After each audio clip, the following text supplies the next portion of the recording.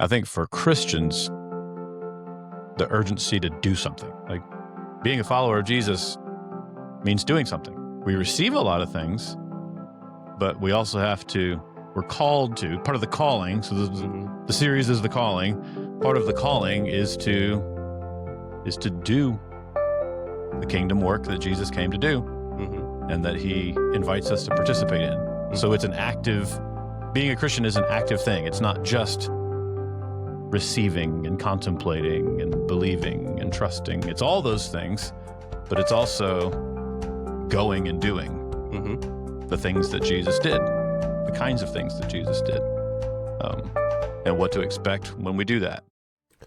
Happy New Year and welcome to the Four Leg Norman podcast. If you're somebody who wonders what it looks like to follow Jesus, then you're in luck, because today we're going to be talking about 5 aspects of how Jesus mentored and trained up his followers, and we're going to see what that means for us today. So we're excited. Hope you'll tune in. Hope you'll check it out. Hope it's beneficial for you. And if you've been enjoying these conversations each week, can I ask you for one small favor? If you're watching on YouTube or Spotify or wherever you listen to podcasts and you haven't subscribed or followed yet, please take a second and click that button. When you subscribe, you help us to share meaningful stories, resources, and conversations with more listeners searching for healing, connection, and purpose. Thanks for being a part of what God's doing here. Now let's tune in to today's episode. Well, Anson, we are past the holidays. Here we are. In the next set of days. Yep. And, we made it through Christmas, which is always busy for us with, Christmas Eve services and just all the big Christmas outreach events and everything. So we made it through that. And then we went through No Man's Land, which is the weekend between Christmas and New Year's. Yep. And here we are. And we're back recording our podcast. Happy New Year. Happy New Year. Our first podcast of 2026. That's right. Here we go. We'll see what happens, where the podcast goes in 2026. Onward and upward. Yeah. Do you have anything? We dove into it a little bit on the last episode, but do you have anything you got any goals you're working towards in 2026? Oh man, my first goal needs to be to get rid of the 10 pounds that I gained over the holidays. Like, it's cliche, I know, but I think literally this is the first time I've stepped on a scale and literally seen a number that was 10 pounds heavier than it was 6 weeks ago. And I was like, oh, well, shoot. Yeah. So gotta try to tighten that up. Yeah. My accumulation of weight started before the holidays. Yeah. So I don't think it was as bad, but I'm right there with you. Yeah. So one of the things was at Thanksgiving, we went and visited my brother and sister-in-law, and she is big into baking sourdough bread. I know it's a huge thing. So that kind of piqued my wife's interest. And so she came home with some of the starter from my sister-in-law, and away we went. Nice. And so I don't know if we talked about it on the podcast, but I have a mild form of celiac. Yeah. So got to eat gluten-free. It's not terrible. I can, I can cheat without having real bad consequences. But one of the things about sourdough, especially homemade sourdough, is the way that the proteins break down or whatever. It makes it easier to digest for people who are celiac. Oh, so moral of the story is I can eat the homemade sourdough bread, which is like the first real bread I've eaten with any consistency. Yeah. When was I diagnosed? 5-6 years ago? Wow. Maybe a little more than that now. So it may just be 10 pounds of sourdough bread that I've eaten in the last 2 months now. Yeah. And sourdough bread is I love it. Delicious. I love especially homemade. Yeah. There's a couple in our church, and his wife started doing it, and she's doing like jalapeno cheddar sourdough and like cinnamon. And they had a leftover loaf that they gave Haley and I, and it was the jalapeno cheddar one. So good. It was incredible. So good. Yeah. So jalapeno cheddar, that might be the combination when we did our Texas barbecue tour. Every Texas barbecue place, everybody has brisket. That's the main thing. But everywhere we went had a jalapeno cheddar sausage. Interesting. So it's sort of a... Anyway, jalapeno cheddar. Yep. So what do I need to do in 2026? I need to figure out how to how to manage my intake of sourdough bread. Yeah, because you haven't And had not bread just- in so long. I'm You're making up for this is manna from heaven. half a dozen years of gluten-free bread, which is, you just don't eat a lot of it because it's not very good. Right. You know? Yeah. Anyway, so Well, that's good. I'm glad I don't know how you I got found on a that, bread but yeah. you can eat in the new year. it's How so about good. that? It's so good. Yeah, that's great. Yeah. Maybe you'll have to tell Dina to try the jalapeno cheddar thing out. I don't really know how you do it. But This could get out of hand quick. it could. Yeah. It could. How about you tee us up for what we're going to be talking about today in Luke chapter 10? Yeah, so I like to start off our year, a calendar year, in sermons, like the way that we start our year in terms of the content, the things that we're talking about and thinking about as a church, in an area that focuses on purpose for the year. So it's a series, 7 weeks on living with purpose, because this is just a natural time for all of us to think about what's ahead, what are our priorities, for the year, what's my purpose, for this year. I think that's just healthy for us. We get this calendar rhythm to think about. And something we started last year was each week in the sermon really putting a fine point on that and coming up with a daily drill, something that we can drill. It's just like, dribbling and shooting in basketball or passing and catching in football or pitching and hitting in baseball. You got to do the drills to get good at it. I think the same thing applies to being a Christian, being a follower of Jesus. There are certain drills that can help us stay on track, grow, live with purpose.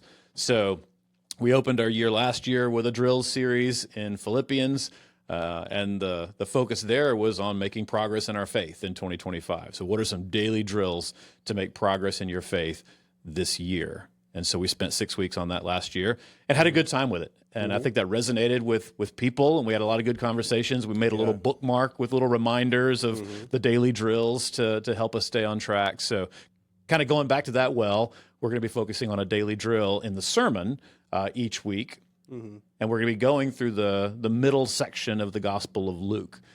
So Jesus teaching on what it means to live with purpose, and specifically the purpose that he calls his followers to, the purpose that he had of spreading the good news of the gospel, of his death, burial, and resurrection for the forgiveness of our sins and reconciliation with God and eternal life in heaven.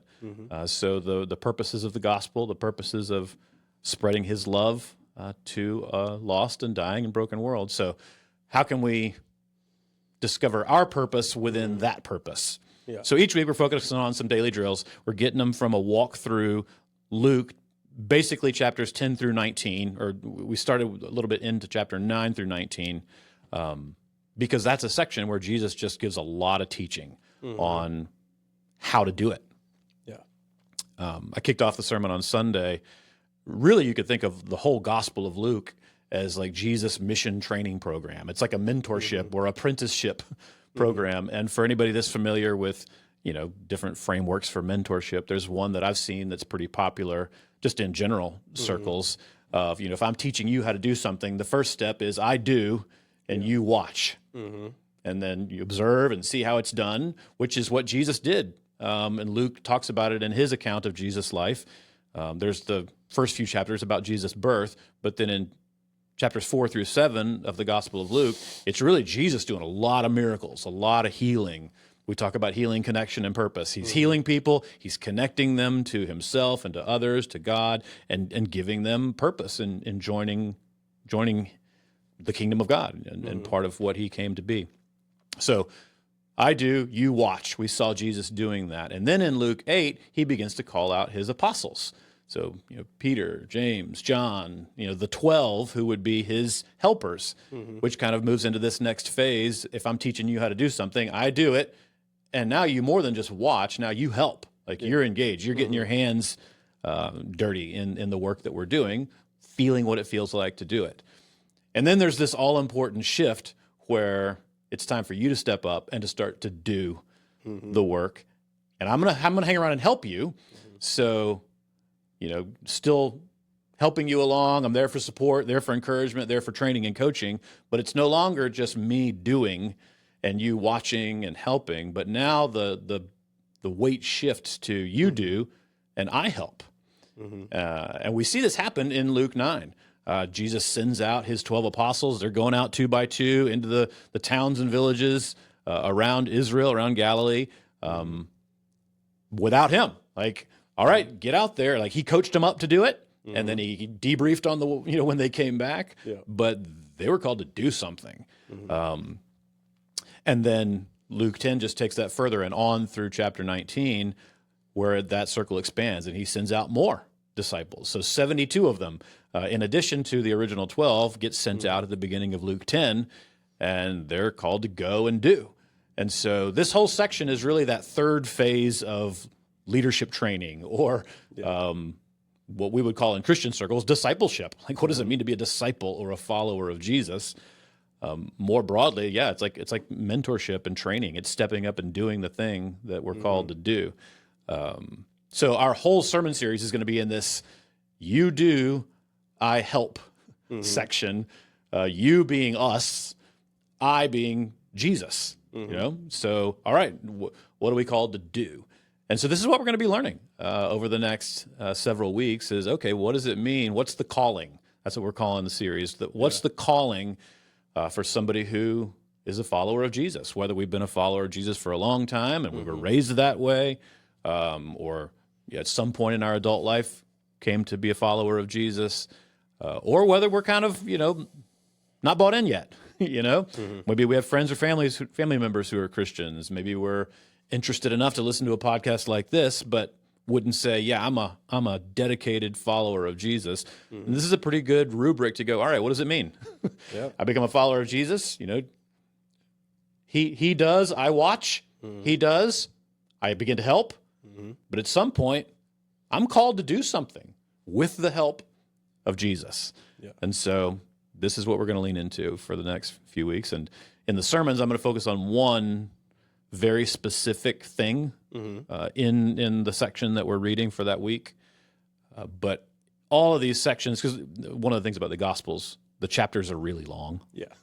So there's a lot. So if we're going to go through really 10 chapters of Luke's Gospel, that's a lot of material for 7 weeks. And, I try to keep my sermons under 40 minutes. I fail many times, but there's a purpose for 2026. There you go, Keeping my sermons under 40 minutes, that's a goal. So there's a lot of stuff in these that we just can't get to. So in this first sermon, it's a call to go, and that's in Luke 10. That's where we landed. And one of the specific instructions for Jesus' disciples as he was sending them out was to go and bring peace to the people that they were ministering to. They were going into new towns and new villages in Israel, and their purpose was to speak peace over the households that were there. So we talked about what that might look like for us. If you're interested in that, that's for the sermon. But I got 5 other things from the passage that we looked at, which is about 30 verses from Luke 9:51 through 10:24. 5 other things that I think are helpful for us to know and to think about if we're going to really pay attention to this call to go and to do. That was sort of a long intro, Tucker, but that's where we are. Now we're here. We're ready. You teed it up, which is what I asked you to do. Yeah. But I do, so before we go into the 5 things, that idea of sending his followers out to bring peace, I think is so applicable to just the environment we're in right now. And I think, and you pointed this out in the sermon, but I think we're still called to go and bring peace. It's not like that was just for his disciples. And that's a key, it's one of the fruits of the Spirit. Right? Yeah. Love, joy, peace. Patience, goodness, kindness. I don't know why I was second guessing myself, but it's one of the fruits of the Spirit. It's a marker of the kingdom of God. And if I were someone outside the church looking in, not a follower of Jesus, maybe I'm interested, maybe I'm not, and I saw the lack of peace existing in some Christian circles, it would make me raise an eyebrow. So I'd love to just talk briefly about that. Like, what does it actually look like for Christians to go about bringing peace in our world? Yeah. Well, I would say to anybody, listen to the sermon, because we did touch on that, but there's obviously a lot more that we could say in that. One of the things that I think is instructive for us in this passage that we're looking at, and you're right, this was not just for that immediate circle of Jesus followers. We have clues in this section from the words of Jesus, and most of this whole section we're going to be looking at is the words of Jesus. In what Jesus says directly, he speaks in some universal principles that go beyond just that immediate context. So there's that. I mean, yes, we can receive this as instruction for us bringing peace. And I think right out of the gate, and the point I tried to make in the sermon is that going and doing the work of Jesus begins with bringing peace to others. And there's an initiating aspect to that, to be the ones who initiate peace, to go to somebody and initiate a conversation, even just a word of encouragement to bring peace. So, when we get to we talked about the daily drill, one of the ways we could carry this out on the daily basis is to think about somebody in our lives that is going through something that needs peace. I mean, I can think of a family member right now that's going through a really difficult transition in life, really difficult season, and a lot of uncertainty in 2026 about what it's going to mean for them. And one of the ways that I can apply this is having it on my mind, in my heart, to reach out and just say, hey, look, I'm praying for you that God's going to give you peace through this situation that you're going through. It's not real hard. That's a minimal risk on my part. I have a relationship with this person. I know there's a need for peace because the situation has wrecked their peace. And I can have I can take the initiative to say, hey, I've been thinking about you. I know what you're going through is really hard, and this next year is very uncertain and it's scary. And I wish I could help do more to support you. I'll do everything I can, but one of the things I'm going to do is just pray that God would give you peace through it. I think that's one very practical way that we can think about being agents of peace. That also requires, though, that we ourselves have some measure of peace. It's hard to be an agent of something that we don't possess. So I think there's an invitation to lean into our source of peace, our relationship with God, and others who can help us stay grounded in remembering that, oh yeah, God loves me. He hasn't forgotten about me. I got stresses and pressures and all the things, but He's the one that gives peace that passes understanding. So I think we can pray that we would experience that peace, but then also actively consider how we can initiate speaking peace over others around us. Yeah, and I just wanted to touch on that briefly because I think it's a huge call for what the church needs to do in our current cultural climate, because there's a severe lack of peace in our world. I mean, it doesn't take long at all to feel that. And I think you hear that word peace so much that it's like, okay, what does that actually mean? Does that just mean like not arguing or like not butting heads with people or like not going to war? Like what does peace actually mean? And I think it's that. It's having like empathy for other people, whether they them really well, like in your situation, or it's someone who completely disagrees with you and sees differently than you. You have that empathy to at least have civil conversations about things, whether you agree or disagree. And I just wanted to briefly touch on that because I think it's a huge need. Jesus didn't send us here to pick fights. He sent us here to bring peace. Now, there are other teachings of Jesus that talk about, hey, he does bring division. Not everybody's going to ultimately experience the peace of Christ. But insofar as we can make a difference, we want to lead with peace. And it's the Old Testament concept of shalom, which is sort of wholeness and completeness in God. So, one of the things we believe as Christians is that because the world is fallen and sinful, we're broken. We're not whole. We were created to be something more complete and whole as human beings, and that has been broken. But this is the good news of the gospel, is that it's being remade and restored. We're being made whole again through the work of the Holy Spirit, through what God is doing us through the good news of the gospel and being a follower of Jesus. So bringing peace, being restored more and more to that wholeness of peace, of shalom, from the Hebrew Old Testament. Yeah, absolutely.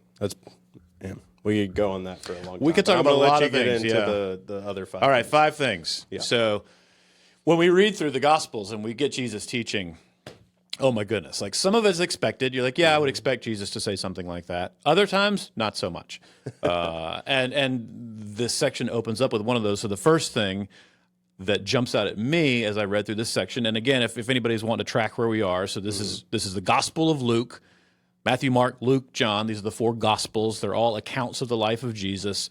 And we're in chapter 9, starting in verse 51, through chapter 10, verse 24. And this is where all 5 of these things are going to come from there in order, although we're not going to talk chapter and verse and all that stuff. So if you want to know where it is, read that section, and you'll see exactly where we're at.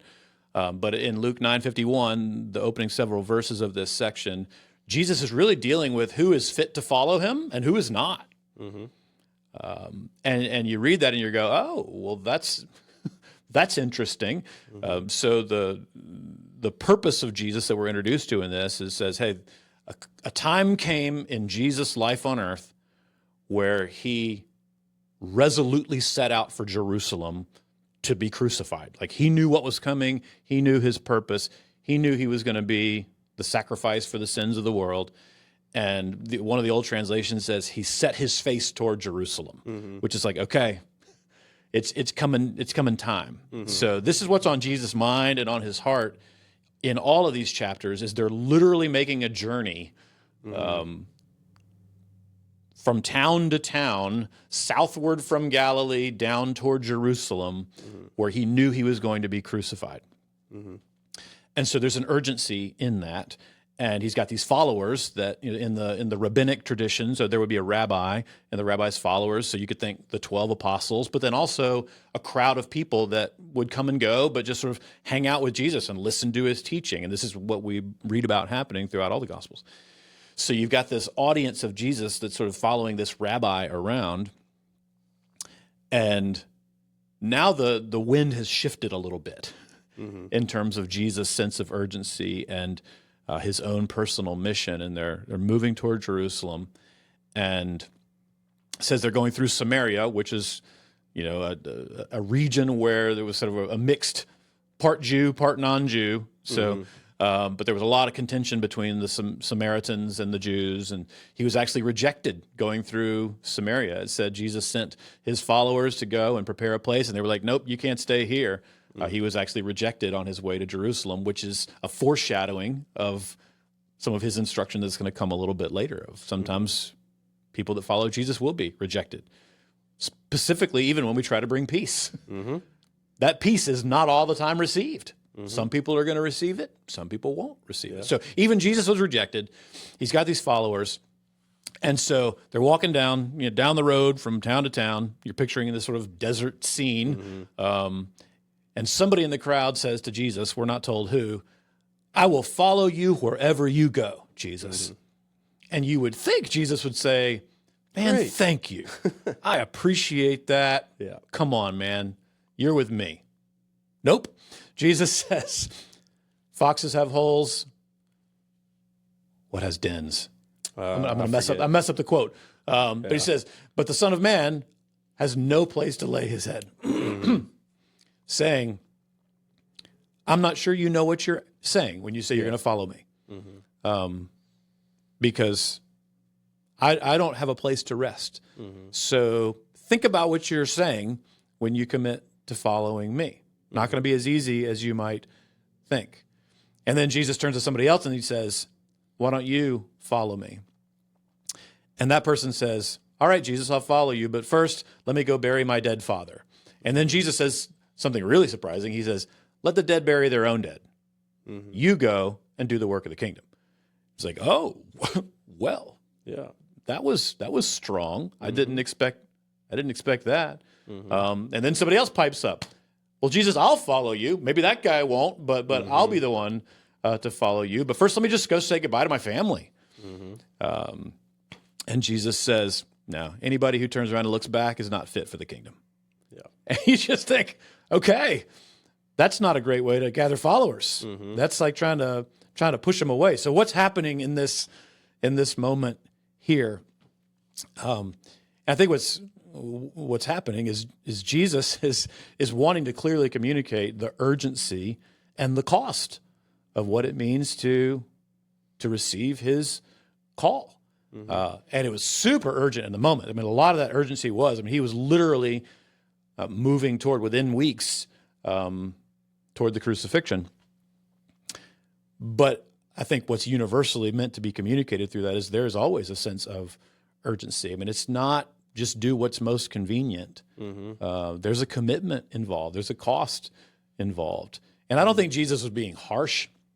I think he was pointing out what I believe was maybe not really a sincere statement by these folks. Mm-hmm. You know, I think there's a lot that we can see in a lot of these sections where he's in Israel. There's a mix of belief and unbelief in Israel. Some believe that, this was the Messiah. Yeah. The religious leaders said absolutely not. They hated him, despised him, rejected him. Mm-hmm. But I think there was a sense, excuse me. Yeah, get you some water. Yeah. I have a little bit of tea. Maybe we can, hold on. Maybe we can edit that out. Yeah. Oh, yeah, that's better. I think there's a sense in which these Israelites who had grown up, being trained to watch for the Messiah, they should know more than they appear to know. Yeah. And so Jesus is pretty harsh in this section. We'll see it again in a little bit, because I think he's speaking to an audience that should have been more prepared for this moment than they were. Yeah. And I think you got a lot of people kind of scrambling to go, oh, no, I'm here, I'm in for sure. And he's like, yeah, I'm not sure.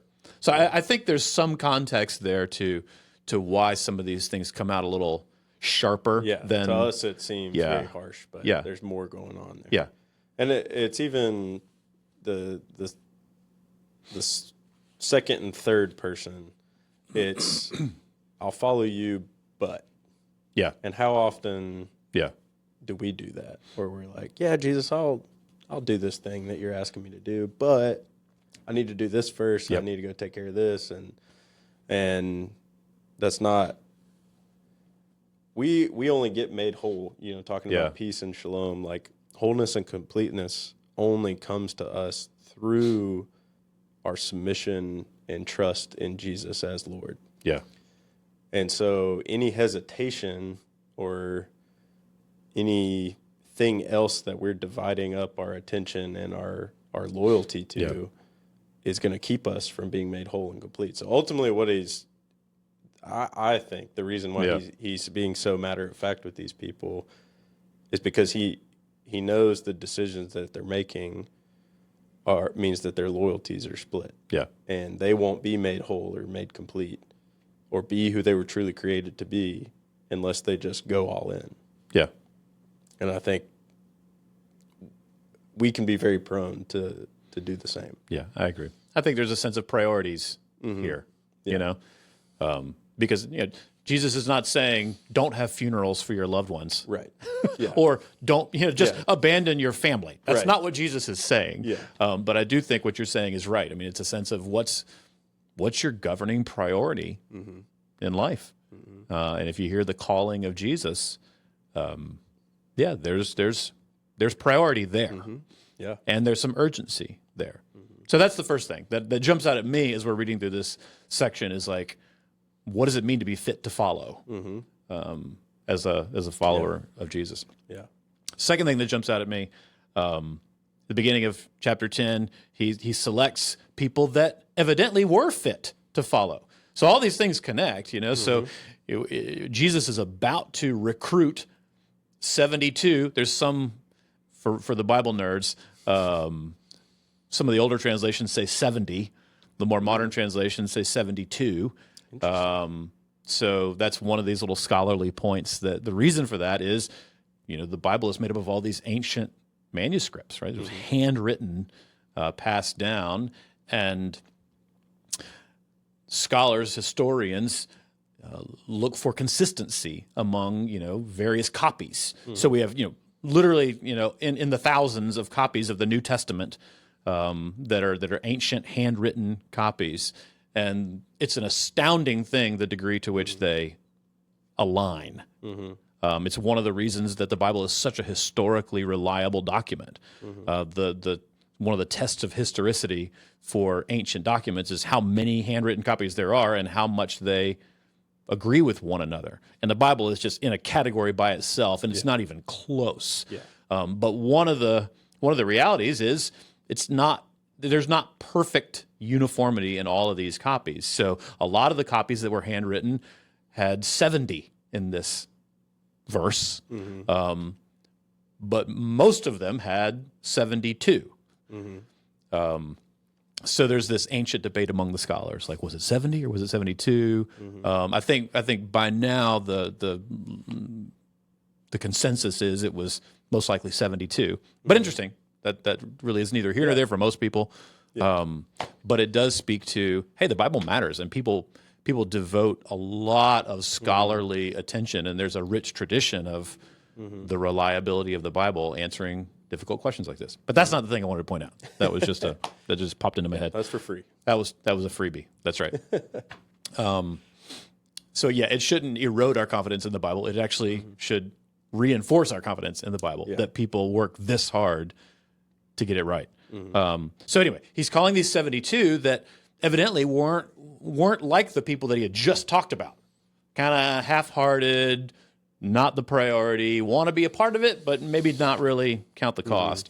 Here are 72 people in addition to the 12 that were ready to go and do. Like in their training program, they had watched, they had helped, and now Jesus is going to send them out 2 by 2 to go and do something. So good for these 72. So they're going to be sent out to do something that's probably difficult and scary and dangerous. He says you're going to go out like lambs among wolves. Like, okay, I mean, this is sort of I think about like a military mission, like we've been training for this, and now, okay, I'm going to strap up the boots and put on the uniform and go. This is what's happening, as Jesus is sending these 72 out. And he says to them, look, the harvest is plentiful, meaning there's a lot of people in the world who need the healing, connection, and purpose that I came to bring.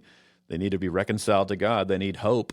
There's a harvest of a lot of people who need the peace that we have to bring, but the workers are few. There's not too many. So pray that God's going to raise up more workers to go out into the fields of the world to bring the peace that I came to bring. And I'm going to start with you. And you're going to go out and you're going to look for others who will receive that peace and then carry it to others. And one of the interesting details, he says, don't take anything with you. Don't take food or supplies. Don't take a change of clothes. You just go. And this is one of the interesting features that I think is unique to that context that's not universal, because later when he sends people out, he actually says, take supplies and be ready for the journey.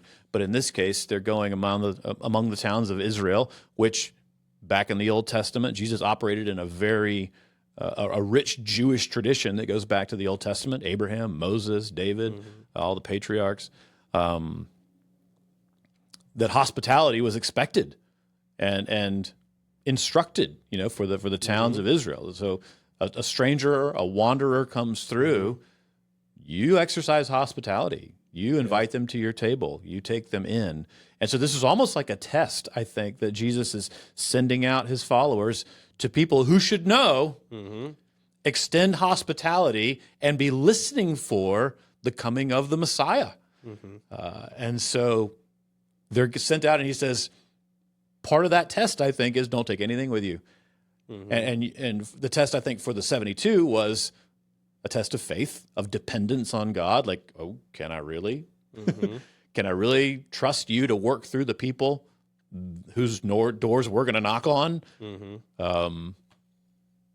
And I think it was a test of those Israelites in those towns to go, are you gonna be hospitable? Yeah. Are you open to the message about the Messiah that has been the central hope of our people for generations? Yeah.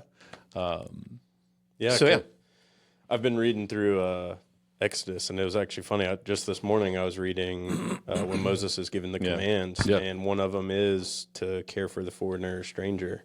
And he says you should do that because you were foreigners and strangers in Egypt. So he's pretty much saying you should know better than anybody because you were in a foreign land and were abused, mistreated, viewed as less than. So you should not do that to other people. And that makes total sense why there would be this expectation for these Israelites, and Jesus would expect them. Like, hey, this is a part of your tradition and what you've been raised up in, and you have been anticipating this Messiah, the greater Moses to come.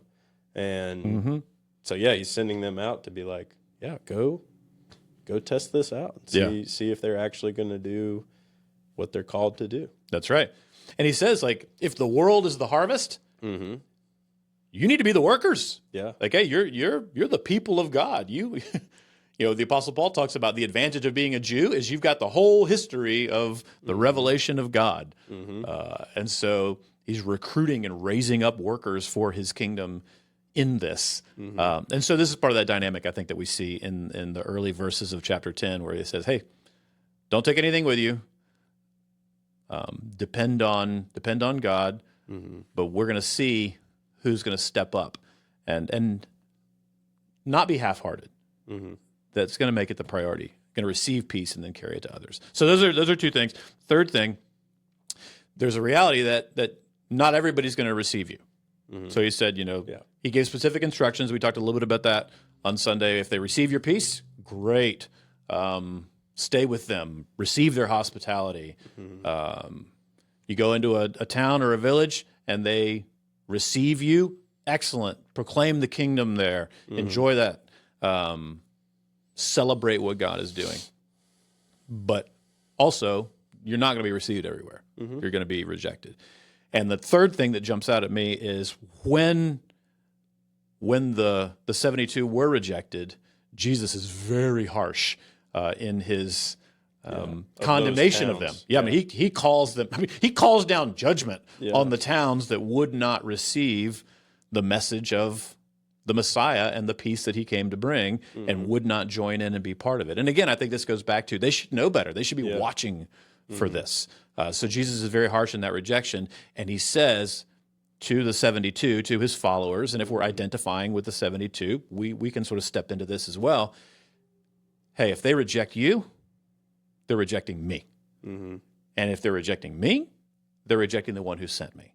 And so what he does, this third thing that jumps out at me in this section is Jesus identifies with his followers. It's like, hey, you're connected to me, and I'm connected to God the Father. This is the kingdom. I mean, you're on team God the Father. And so don't take the rejection as personal of you. If they're rejecting you, they're rejecting me. Those 72, every follower of Jesus who heeds the call sense, we're representatives. We're not out there on our own. We're following a shepherd who has gone before, who is with us. Back to that training and development metaphor we're doing, but he's helping. He's there.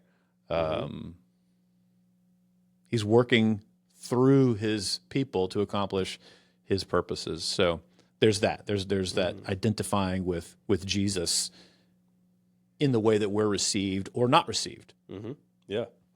And I think that is a good message for those of us who are Christians and for like local church bodies, as a way for us to think about our relationship with Jesus is, we are identified with him. Like we've been made one with Christ. Therefore, the way we live on a day-to-day and week-to-week basis and the way we treat people matters. Yeah. Because, to Jesus' point, if we go around treating people terribly, claiming the name of Jesus, they're not going to be rejecting us doing that. They're going to be rejecting Jesus and God the Father. Yeah. Which, may sound like that puts a lot of pressure on us, but it kind of does. It kind of does. Yeah. I think we're supposed to feel that. There's a weight to it. Yeah. Yeah. And he doesn't leave us alone in it. He gives us his Spirit. Yeah. To empower us to do that, to represent his image in the world like we were supposed to do in the beginning. That's what we were created to do as humans. And in Jesus' ministry and the Spirit being given to his followers, he's restoring us to that. Yeah. And I think, the good news is a theme in Exodus, and I keep thinking back and forth between Luke and Exodus, but he calls Moses and then over and over again encourages Moses. Every time Moses says like, "Oh, I'm not the guy you want for this. You should get somebody else." Or like, "I'm not good at speaking. You should pick somebody else." Over and over again, God says, "Don't worry. I will be with you." Yeah. I will be with it. And in the Hebrew, it's actually funny because when he's talking about his trouble speaking, God says, "I will be with your mouth." In Hebrew. That's good. And it's there's this constant reassurance of not only are we identified with Jesus and we represent his image, but he is identifying with us and promises that he's going to be there with us through it. So that help that he's providing, even as he sends us out, is always there. Yeah, yeah. So first thing was, what does it mean to be fit to follow Jesus? Second thing was, there's a big harvest, but the workers need to be ready to step up. Third thing was, when we do heed that calling, we're representatives of Jesus and God the Father. The fourth thing shows up in the results of this mission that he sent them out on. So he sent these 72 out 2 by 2 into these towns, prepared for rejection, but it was a huge success. I mean, they come back and they are on cloud 9. They're like busting at the seams. They're like, "Jesus, you can't believe what happened when we went out there." And I got to think Jesus is like, I probably can believe it, But what was so astounding to them, and it shows up in the text, is like even the demons, responded. I mean, they did not respond in faith, but like the demons fled when we spoke in your name. So it's like Jesus just told them, "Hey, whoever receives you receives me. Whoever rejects you rejects me. You're out there in my name." And they were just astounded and blown away that even the demons obey us when we spoke in your name. And so they come back. They're elated. They had a big win. It was great. And then Jesus responds again. I mean, you would think I'd be like, "All right, high fives, everybody. I told you. Didn't I say? Go get some water. Good job. It's like a post-game locker room. Great game today, guys." It's what you would sort of expect. Give out the orange slices. There you go. There you go. Yep. They'd be like Liam Cohen in the Jaguars locker room for these last 8 weeks. But no, that's not what he does. He says, "Yeah, I saw Satan fall like lightning from heaven. But don't be excited about the demons responding to you. Be happy that your names are written in the book of heaven." And you're like, wow, that's an interesting response as well. I could just imagine them being like, "Huh?" Like, what are you talking about? Yeah. Which is how I read it. I'm like, oh wow, what does this mean? And so what's interesting, you sort of peel back the layers a little bit, and we've already seen this theme of you're a part of something bigger. There's something bigger going on that there's a lot of people that should be ready for this that aren't, but he's speaking to people who are at least willing to come in and respond and be a part of it.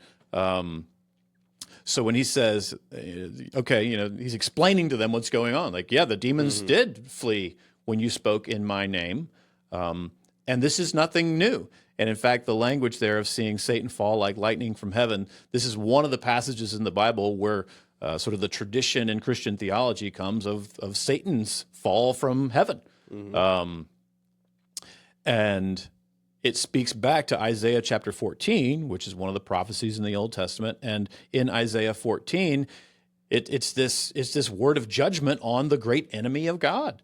And there's a fall.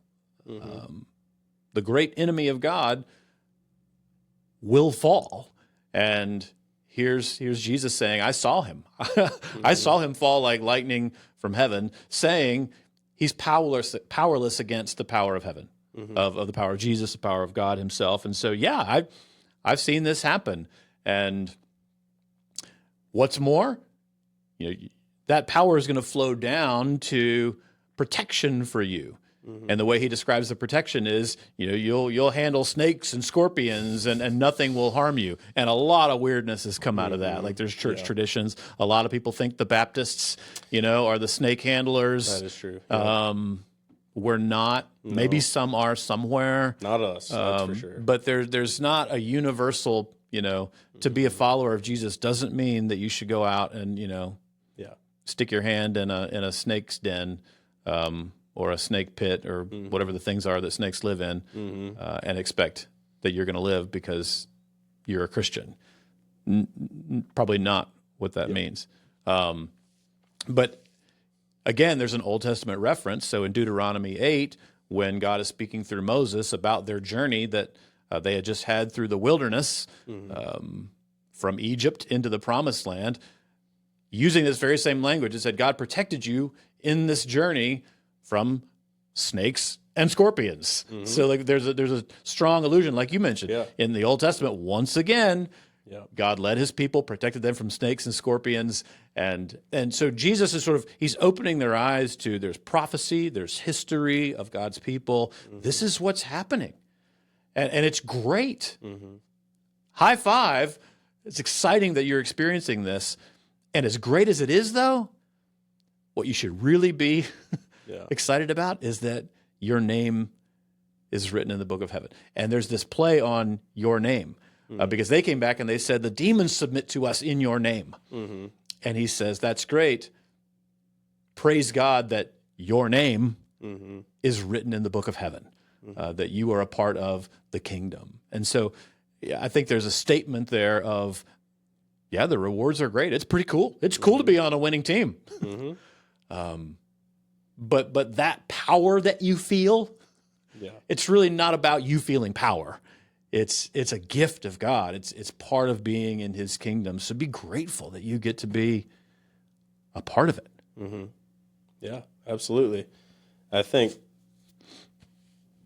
sometimes we forget that. Like we think of just our individual relationship with God, and we lose sight of we are a part of something bigger than ourselves. Even it's easy to say oh, I'm in this local church and just get so zoned in on this church. And it's no, God's at work in a lot of different churches, and we should celebrate that and be grateful for it. And it goes back to the peace conversation.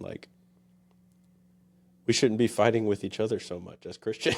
We should be celebrating what God is doing and God being at work. And, I don't want to go down that whole rabbit hole right now. But, just this deep gratitude that we are a part of something bigger than ourselves. And that means a lot. Yeah. And it's not just about the benefits. Right. Yeah. And I think that's a natural inclination for all of us, too. What's in it for me? What power does it give me? And I think the reality is there is a gift of a measure of power, of strength. But that's not what it's about. Yeah. So can we handle, I think there's we could go down a path here of, can we handle the benefits without it going to our head? I think maybe there's this may actually tie into the fifth thing that comes out. I'll go ahead and jump to the fifth, and I think there's a connection here. The ending of this section is Jesus sort of worshiping God. You just sort of changes gears abruptly, and Jesus is like, you know what? I praise you, Father, that you have revealed these things to little children and not the powerful. Which also sounds condescending. If you're in that crowd, you're that's like, right. What? What? These little kids. Yeah. So sweet. Yeah. What if there's like, the big burly Israelite among the group and he's like patting him on the head, like, good job, little child. Good job. But I don't think Jesus was being condescending. But it gets to this. I mean, in other places you have Jesus teaching. He says, look, unless you come to me like a little child, you're not going to enter the kingdom. Because it's not about the power. It's not about power for yourself, a selfish, hoarding of power, in contrast to the world. Like the way the world works is hoard up power, and that's how we make our way in the world. That's like the lambs and the wolves. The wolf survives on power. Lambs survive on dependence on a shepherd to take care of them. And so I think throughout this passage, there's this theme of, yes, there is power in being a follower of Jesus, being a part of the kingdom, and it's going to flow through you, but ultimately it's not your power. It's not from within you. It's from within me. It's from within God the Father. And I think there's a tendency in the human heart for all of us to get those things confused. Yeah. It's easy for us to get puffed up when God does start doing things through us and think like, oh man, I'm killing it right now. Like, this person's doing great. I had this conversation with this person. They, I'm bringing peace left and right. Man, I'm killing it. And I think that's part of why he does describe like, unless you come to me like a child, you won't enter the kingdom of heaven, because children have this appropriate fear of a parent, to where it's a fear that doesn't like pull them away from their parent, but it drives them to their parent in the sense that they realize that their parent is bigger, stronger, more powerful than them. So when things come that scare them, they're going to go to their parent as like their protector. And Jesus working through us, if we get so puffed up and we think it's through us, I think we're losing a little bit of that fear of God, to where we don't recognize that he's the one doing it, and he's the one who's bigger and stronger and more powerful. We start to think we are. And then I think that puts ourselves in danger of other things that can hurt us and come at us. So what Jesus is inviting us into, to say, to be a child, is just that fear of him, a healthy fear. And that just blind trust. Not blind trust, but like... simple faith. It's just simple, like, I trust you. I know you're good. And I need you.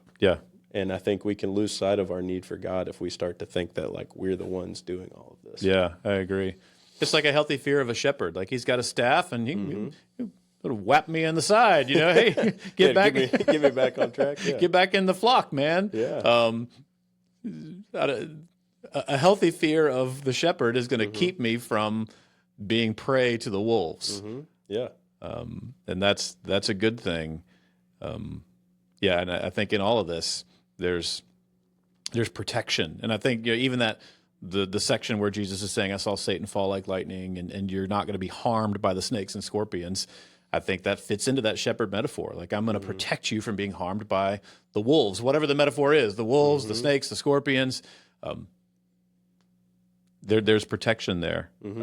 And it's for those who see themselves as lambs, as sheep, as little children. There's a common thread there as well. To be called into the kingdom of Jesus, to do the things that he's calling us to do, it's not a posture of pride and power. It's a posture of humility and dependence. We're bringing peace. We're not picking fights. And Jesus loves this. This is part of his sort of prayer at the end. It says, filled with joy, he speaks to the Father and says, thank you, Father, for revealing this to the little children. Because that's what you were pleased to do, is what Jesus says. And so Jesus, we talk in terms of like the upside down kingdom, because it's just the opposite of the way that the world kind of works. Like Jesus loves the upside down kingdom, and you just see Jesus' joy and delight in it, to exercise his power through those who are humble and dependent enough to follow after him. And I think that kind of brings it around full circle for us. When we come and we are dependent, we learn dependence more and more. That hunger for pride and power that we all have, gets less and less, hopefully. And increasingly, we want to be humble and dependent, and that actually brings out a courage and a confidence and a fitness to go and do what God's called us to do. We're part of Jesus' training program. Yeah. It's funny, the whole time you're saying the upside down kingdom, I'm just, Stranger Things finale came out and they have the whole upside down thing. I watched a few episodes at the beginning of Stranger Things, and it was strange enough that I didn't keep watching. But strange enough, that's funny. Yeah. We finished the finale on, Yeah. and I think it was New Year's Day. Had some mixed reviews. Okay. I thought it was a good way to wrap it up, but there were some other things. Wrap up the season, or like the whole No, thing? the whole thing's done. So it's done. Okay. It's done. Yeah, after 5 seasons, they put a bow on it. But that explains why they were promoting it so hard through like everything during the holidays. Oh yeah, the commercials have just been all Stranger Things. I saw we pulled up Netflix last night to watch a show we've been watching, and it had WWE Raw Stranger Things live. All Stranger Things all the time. Yeah. Anyway, you were making a point. Sorry. Well, no, I was just it just made me think of that going on. But the way the kingdom operates, the way that Jesus wants his followers to operate, the way he's training us up is so contrary to naturally how we think. Yeah. And I think that's where that trust and dependence comes in, where we're willing to say, you know what, I may not have the best knowledge on how to go about this situation. Let me go to God and pray, and let me ask him what I should do in this situation, or, whatever it might be. I think that's where prayer comes in as such as an important spiritual practice for us, or drill, is because it's an act of dependence. Yeah. It's realizing, like, I can't do this on my own, and I need help. Yeah. And I think even there's other things with that too, like devoting yourself to relationships and community, because you can't do this alone. Yeah. Is part of what Jesus wants for his followers. That's why he's building a community, not just sending people out. He sent them out two by two. He didn't send them out alone. He sent them with someone else. Yeah. Because you're not meant to do it alone. And it's funny, I just watched the new Frankenstein movie, which I'll just be honest, I've never read the book. Okay. But now I want to read the book. Yeah. Because the movie was but the message, like the overall theme of the movie, which is the theme of the book as well, is that the doctor creates this creature, and the reason the doctor creates the creature is because he lost his mom, who he loved and was really close with, and he was so heartbroken by losing this relationship that he wants to eradicate death. He doesn't want there to be any more death in the world. So he's constantly trying to figure out how, as humans, that death can be overcome. So he creates this creature, brings life out of death, and this creature can't die. Nothing they do to it will kill it. It gets shot. He tries to blow it up in the building, and it just survives, and it just keeps going.